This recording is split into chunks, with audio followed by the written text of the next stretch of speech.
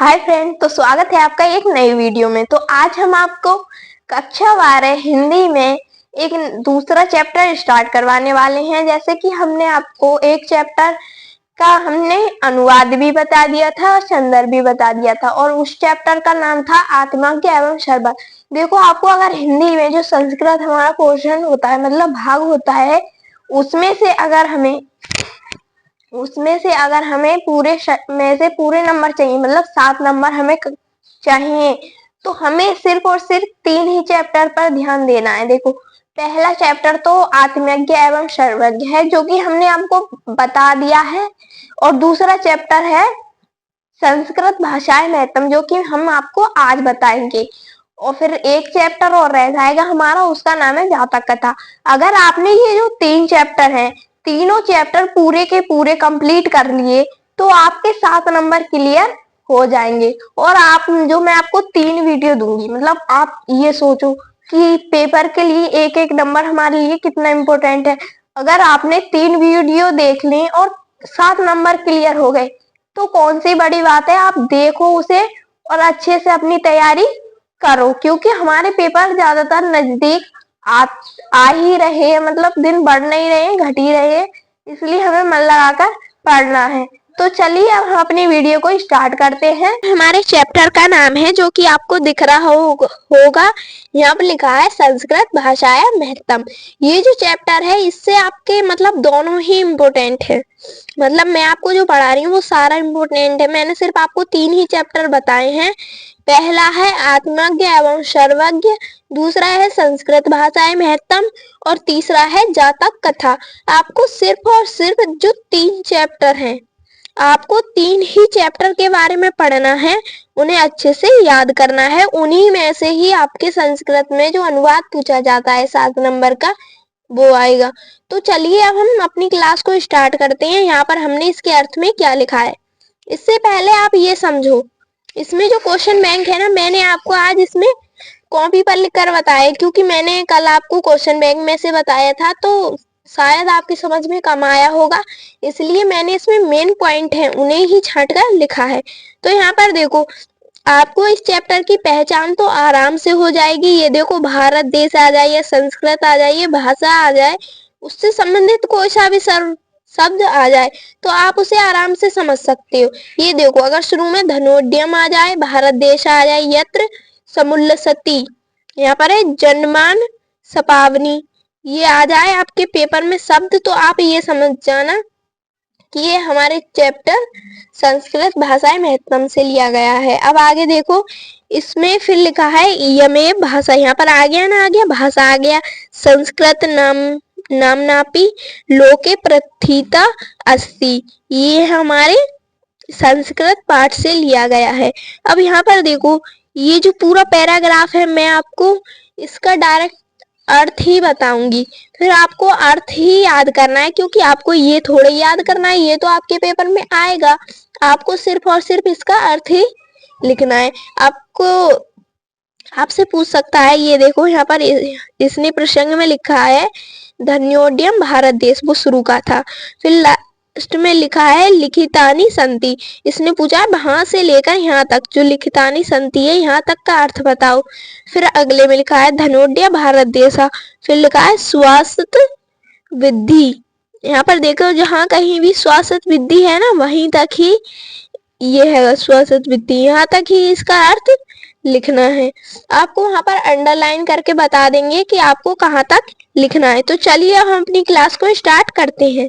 यहाँ पर देखो, यहाँ पर हमने लिखा है धन्योड्यम भारत देश, फिर डॉट डॉट करके लिखा है बागन्य व्याख्याता, फिर लिखा है महर्षि भी है यहाँ पर। अब देखो, आपको इसके संदर्भ में क्या लिखना है, इसके संदर्भ में आपको लिखना है प्रस्तुत गद्यांश हमारी पाठ्य पुस्तक के संस्कृत भाग में संकलित संस्कृत भाषाएं महत्तम। आप चाहो तो इसको अंडरलाइन भी कर सकते हो, जो मैंने आपको ब्लैक पेन से लिखा है, आप इसे एग्जाम में अंडरलाइन भी कर आ सकते हो। नामक पाठ से अवतरित है या फिर लिया गया है, आप ऐसे भी लिख सकते हो। अब यहाँ पर देखो, इसका अर्थ क्या है।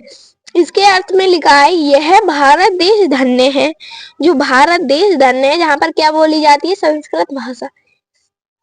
आप यहाँ पर समझो, मैं आपको शुरू से बता रही हूँ। यह भारत देश धन्य है, जहाँ मनुष्यों के पवित्र मनों को प्रसन्न करने वाली, उच्च भावों को उत्पन्न करने वाली देववाणी भाषा संस्कृत सुशोभित है, मतलब विराजमान है भारत देश में।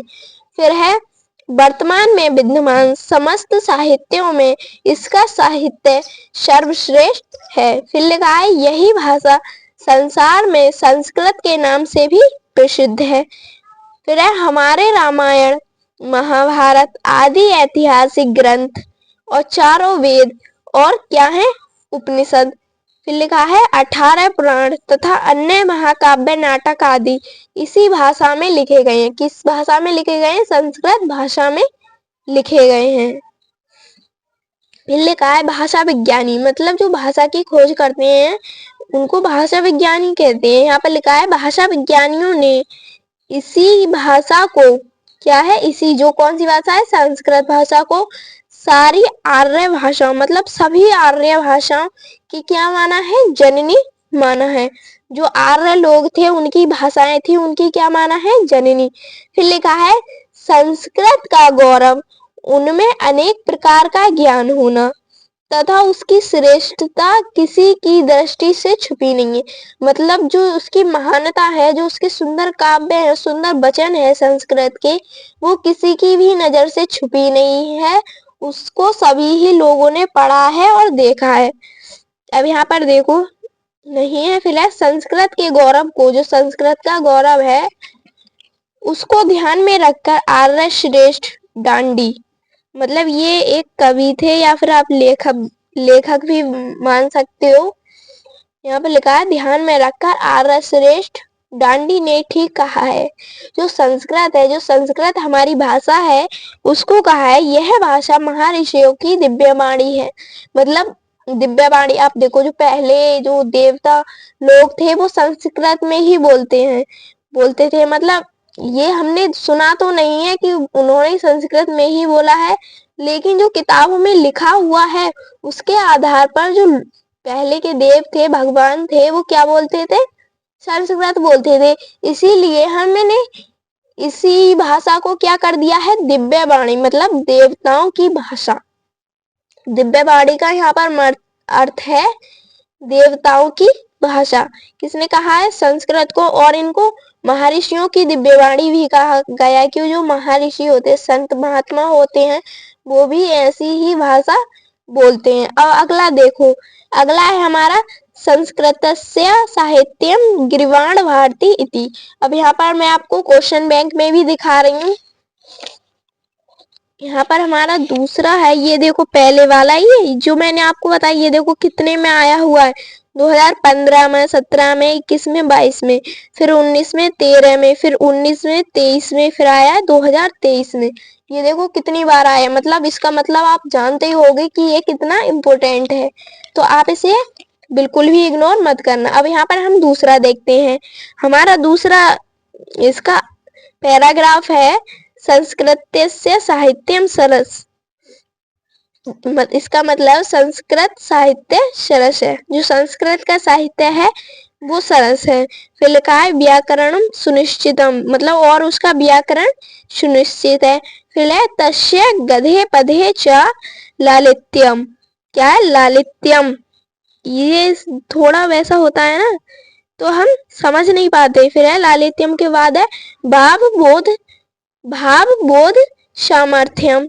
इसका अर्थ होगा, और उसके जो गद और पद हैं, यहाँ पर लिखा है, और उसके गद और पद हैं उनमें लालित्य, मतलब सुंदर वचन या फिर सुंदर भावों का बोध आप जानते हो, ज्ञान कराने की, जो ज्ञान प्राप्त होता है उसको कहते हैं बोध की क्षमता। बोध की क्या है? क्षमता है। अब पहले इसको पढ़ लेना एक बार, क्योंकि आपको इसकी पहचान हो जाए, बाकी अर्थ मैं आपको बता दूंगी। तो यहाँ पर देखो इसको कितने प्रकार से दिया गया है। ये देखो, ये तो पहले वाले से भी ज्यादा महत्वपूर्ण है। ये देखो कितनी साल में आया, मतलब कितनी सनों में आया? 2022 में, 18 में, 19 में, 20 में, 23 में। ये देखो यहाँ पर किस प्रकार आया। पहले वाला तो ये यहाँ ही आया, संस्कृत साहित्य से आदि कवि। फिर लिखा है श्रेष्ठ चस्ती, मतलब इसमें जो अथवा अथवा कर करके दिए गए हैं ना, ये आपको पेपर में ना अंडरलाइन करे हुए मिल जाएंगे। तो आप जो मैं आपको इसमें से बताऊंगी, जो इसके अर्थ के बारे में बताऊंगी, आप उसी में से ही छांटना पड़ेगा आपको कि कहाँ तक का पूछा है और हमें कहाँ तक लिखना है। आप चाहो तो पूरा भी लिख सकते हो, अगर आपने पूरा लिख दिया तो और अच्छा रहेगा, क्योंकि आपको नंबर अच्छे मिलेंगे। तो यहाँ पर देखो संदर्भ हमने पूर्ववत ही रहने दिया है, क्योंकि ये हमारे इसी संदर्भ के आधार पर है, मतलब इसी की ही व्याख्या है। अब यहाँ पर देखो इसके अनुवाद में हमें क्या लिखना है। इसके अनुवाद में हमने लिखा है संस्कृत का साहित्य सरस है और उसका व्याकरण सुनिश्चित है।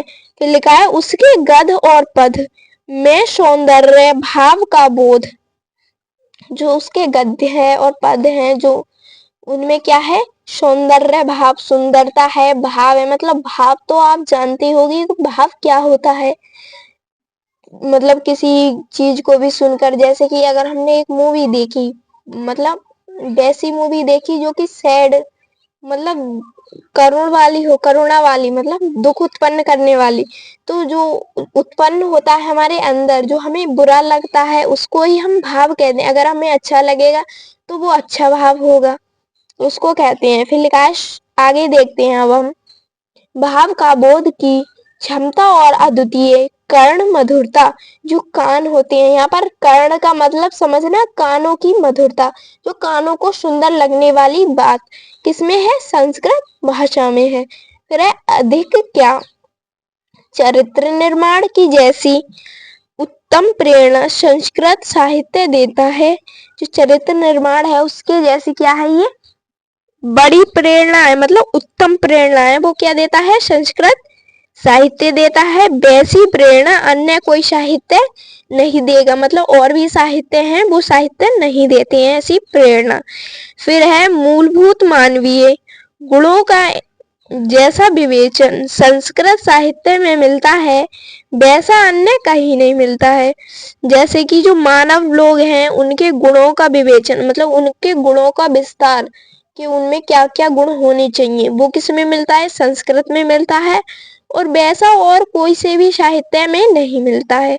फिर आगे लिखा है दया दान पवित्रता उदारता ईर्ष्या। ईर्ष्या तो आप जानते ही होंगे, ईर्ष्या से रिलेटेड हमारे हिंदी में एक चैप्टर भी है जिसका नाम है निंदा रस।